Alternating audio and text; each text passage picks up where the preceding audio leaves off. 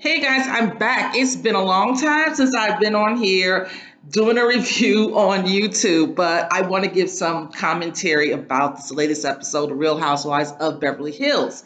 Um, First of all, I'm going to send out the condolences to Lisa Rinna. She lost her mom in this episode, and I really enjoyed the way that they presented, Lois. She was fun. She had a very positive, spirit about herself. She was funny. She didn't take things, we always saw her in a really, really good light. I really believe that hanging around Lois was probably a lot of fun and it was a good thing.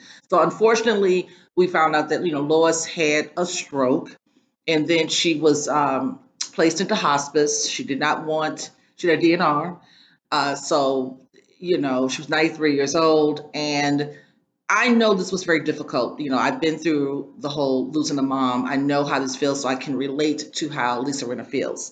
So in this episode, we see Lisa. She went to go and check on Lois before she'd actually passed away. And she did send messages to the group to let them know the status. And then when she finally passed, everyone was, of course, heartbroken for her. I wasn't sure that Lisa was going to attend this trip. The ladies went to Mexico. And I didn't think that Lisa was going to make it. I really wasn't sure about that. But she did. She actually did show up, and she felt like this was a good thing. She had spoken to her husband and her daughters, and felt as though this was something that she needed. And even on the trip, Lisa Rinna said, it really hasn't hit me yet. And in dealing with a death, especially death of a parent, it you get so caught up in the moment of trying to take care of all the business, and which is what Lisa was doing, take care of everything. And you have so many people that is surrounding you, and you're answering questions, and you know it takes time. And I think when she finally had a moment to herself and had a chance to sit down and decompress, I think that's when the emotions really take over. But again, my condolences to Lisa Rinna and her family. So in this episode, we're still trying to figure out this whole dark comment, that Crystal is saying about Sutton. That Sutton made a very dark comment last year. This is a situation that happened over a year ago.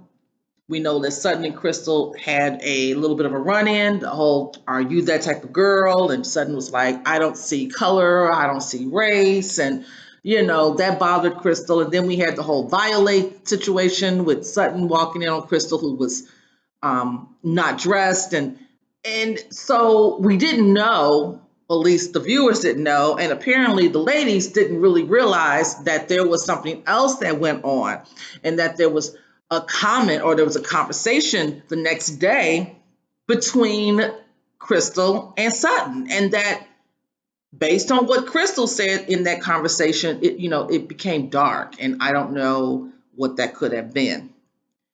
So that's still a topic. People are trying to understand what exactly is going on. So I'm going to just move along from that, and let me talk a little bit about Garcelle. Now, she has purchased this fixer-upper. I think she's going to tear it down and rebuild, but she's got a beach house. Her sister is in. I think her sister lives in Miami, and they have a really cool dynamic. This is the sister that she speaks with a lot. I think she sees her often, or at least more often than her other siblings. I forget how many siblings she has, but it appears as though this is the sibling that she's probably the closest to. And Garcelle just talks about, she always wanted a house by the beach. She loves living by the water. It reminds her of home. She's from Haiti. And this is something that she feels accomplished and happy, and there's a big satisfaction level here of her having this beach home, and she's already got it planned out, what she wants for it, how it's going to look, and it's something that she's going to pass along to her children. And I love it. I was happy to see her sister. They do look a lot alike, and you know what, kudos to Miss Garcelle. I don't see a problem with that. um Mr. Reach, she is still dealing with the aftermath of being robbed, and the PTSD from it is she's really trying to work on it, I guess, and going to therapy. And PK was the one, she said, that came up with the idea of her doing this trip, going to Mexico. Like, she needs to get away. She needs to just try to relax and, you know, um, feel a little bit more at ease. You know, I guess this is something that we're going to hear a lot about with Dorit this season, is about, every episode since this has happened has been her conversation. So we're going to be hearing about how she's coping with what happened at her home. So I know there were some people that were saying they don't really think this really happened. I don't know. I'm not going to question that. I'll just go with the flow, and we will, again, be hearing about it for the entire season, I'm sure. So what Kyle got going on here? Well, Miss Kyle, she went and she met with she had a meet up with Crystal, and they had lunch. And Kyle is telling Crystal, like, girl, okay, what is this whole situation that happened over a year ago? What's going on? What is the comment that was so dark? What happened? And Crystal is still not trying to be forthcoming. So, again, Kyle was like, okay, girl, this is what I call gaslighting. And Crystal's like, be careful of the type of words that you use. Now, Crystal, girl, you sitting up here saying a comment that Sutton made, or something that she said was so dark. You're using a word. Yes, it's a simplistic word, but it has so many implications with it. So when Kyle says you're gaslighting, I can understand where Kyle is coming from. Crystal, you're making it appear as though what Sutton said that you won't repeat, but you put it out there because you knew people were going to talk about it. You knew it was going to incite the emotions that it's inciting. So it was purposefully done. And then you want to turn around and say that your feelings need to be validated and that people need to respect your feelings, but you're not respecting others. So it goes both ways. Cal also talks about the upcoming wedding of her niece, Paris Hilton, and it's a 3-day wedding affair and all this good stuff. So, okay, and then she eventually, I think when she ended up talking with Diane, she had just got back from the wedding and all of that. And she was so tired, but she, wants to prepare herself to go on this much needed vacation in Mexico. We also see, Miss, who was it? Was it Dorit and Erica? They get together and they are again talking about what happened at La Quinta. They're still talking about the Crystal comment, and you know, um, it's just not making any sense. They also talked about Lisa Renna and everything. Everyone's talking about that, but the whole situation with Crystal is odd. And for Crystal to sit around and pretend as though she doesn't understand why people are so worked up is also equally disturbing.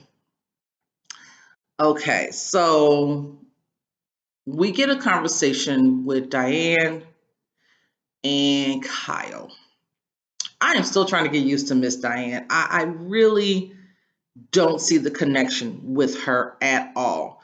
This is the woman who grew up very poor, was scrubbing toilets, and now she don't know what a store is, or she doesn't know how to go shopping because she got so much money and someone shops for her. She's got a team that goes, and if she's traveling, they check out the space before she arrives and set it up. Okay, great. You got that money, but it's like on the one hand, you're talking about how you grew up poor, but on the other hand, you're so beyond the whole notion of going into a store. That's okay, girl, whatever. But her and Kyle talk about children and family, and Kyle asked Diana if she wanted to have any more kids, and she does. But then we get into this very sad story. Diane's youngest right now is a year, and apparently she got pregnant not long after having her 1 year old. Excuse me. And when she went to the doctor, she got a checkup, and unfortunately, the baby had passed. And Diana was very graphic about the process, but you know, it was hard. And you do hear about women who, unfortunately, the baby dies, and they have to go through the whole process of giving birth to that child. And I can't imagine what that must be like. And Diane even said, despite that, she still wouldn't mind having at least one more child. So okay, so that's where she is, as far as being a mom. She enjoys being pregnant, and that is not an unusual thing. There are a lot of women who enjoy pregnancy, and it seems like she enjoys motherhood, and good for her. So all right. So then we see the ladies, they're meeting up in the whatever the area is. I've never been on a private jet, so they have a special area for the ladies that's going on a private jet. They're all there, and Lisa Rinna hadn't arrived yet, so they're all talking. They're not sure if Lisa Rinna is going, right? Well, Lisa Rinna shows up. Everybody's happy to see her. I think Garcelle was the last person to arrive, and it's all good. So they fly into, they go to Mexico. They got this really nice. It's always nice wherever they stay. Is generally speaking always very glamorous. It's always nice. It's just great. One of the things that caught my attention was Diana's assistant. They went to her room ahead of time to get her clothes all set up and everything arranged. And the problem was the closets were short or not tall enough for Diane. Girl. And the lady said, the assistant was like, well, can't they make these closets taller? Girl, what? A whole carpenter gonna come in there and lengthen the space to accommodate your boss? I'm sure she was joking, but just the idea and the notion of it all was kind of like, girl, okay, really, that's a bit much. But anyway, everybody arrives and they're getting themselves together for dinner, and Dorit is late. Now, Dorit typically is late because she's with her glam squad. That's usually the case with Dorit. But now, Dorit hasn't been bringing the fashions this time around since the whole situation. And she was late to the dinner because, she had to change her room. She was on the first floor, and, it was too many people, and she didn't feel safe. And, she's, again, the PTSD, all of that. So she had to get out of the room and then hurry up, quickly change, and come meet all the ladies for dinner. Now, it's supposed to be a peaceful dinner, but we know that this is in housewife fashion, mess is going to happen. So Lisa Rinna was like, okay, so what happened while I was gone for the last few weeks? What's going on? And Sutton starts off by saying, oh, well, I had my event at the store with the new designer from France. And, Lisa was like, oh, yeah, I did see some pictures. That was great. That's good. Looked like it was a very nice event, blah, blah, blah. I feel as though Lisa Rinna already knew what the mess was, but she wanted to get the party started and acted as though she didn't know. I'm almost willing to bet that her and Erica or Kyle or both have already had this conversation. That's what I'm guessing. That's my thought on that. Well, we finally get around to, we back at the whole what Crystal said and the whole dark comment. So initially, Crystal used some word. I don't know the word. I didn't even hear it, but whatever word she used, Garcelle was like, hey, what does that mean? I'm not familiar with that word. And Erica said whatever it meant. And Crystal was like, "Oh yeah, I'm sorry, I was using a big word or something like that." She was really being condescending and acting like Garcelle's not intelligent. Garcelle's like, "Girl, I am not the one. Don't do it. We are all very educated up here. Don't act like you all that." I was like, "Go ahead, Garcelle. Don't play those games. Don't do that, Crystal." So we get into the back and forth discussion about the usage of saying that the conversation between Sutton and Crystal was dark, according to Crystal. Sutton initially was trying to, her problem is, and it made perfect sense. She was like, you have insinuated something very negative about me. And I'm not happy about that. This is irritating. I thought we moved on from last year, and for you to say that whatever I said to you was so dark is problematic. Erica was like, Crystal, let me just say this. The way, since you won't tell us what was said, what happens now is that people will look at her and we can, look at Sutton and probably infer that she's a racist. That's what you want us to believe, because you're not going to give us an explanation and you're using this word, and that's the way it's coming across. So again, Crystal is like, her feelings are not being validated. What was said, it was very dark. She's still going there. She's adamant about this whole conversation and the direction that it went.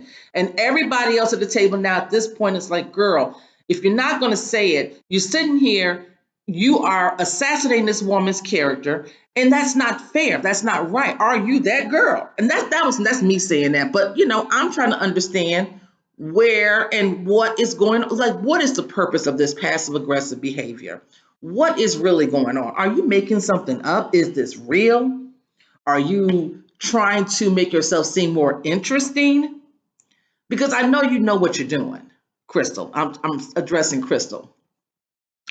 So we do hear supposedly what the issue was, because before they went to Mexico, Garcelle and Sutton had went out to lunch, and Sutton explains a story that she told Crystal, because they have a race relations story, and I guess Sutton is explaining how, in her mind, she doesn't see herself as being a person who has issue with different ethnicities.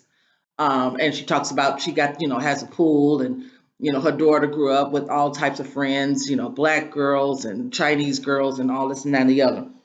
So for whatever reason, that story was problematic, so it seems, to Crystal. So when Garcelle hears the story from Sutton, Garcelle's like, that's it? Are you sure that what did you say anything else? Because I'm gonna need to hear something else that's gonna make me feel uncomfortable. And Sutton was like, that's all I said at the dinner table. Sutton repeats the story. And Kyle was like, oh, well, I did hear about that story, and I'm trying to understand what was the problem with it. Crystal looks over at Garcelle and like, girl, do you not see what the problem is with the story I just told, or that was told? And Garcelle's like, if that's all it is, I don't see the issue. Is there more to the story? Because right now, that's it. I don't see what the problem is. And Crystal seemed to be surprised. So you feel it's okay to assassinate someone's character. You don't feel the need to explain why. You don't give an example that makes any sense. And you wonder why everyone at the table is looking at you strangely and thinking that you're out of order. Well, I'm not sure what Diana thinks about it. Diana seemed to be indifferent to the whole situation.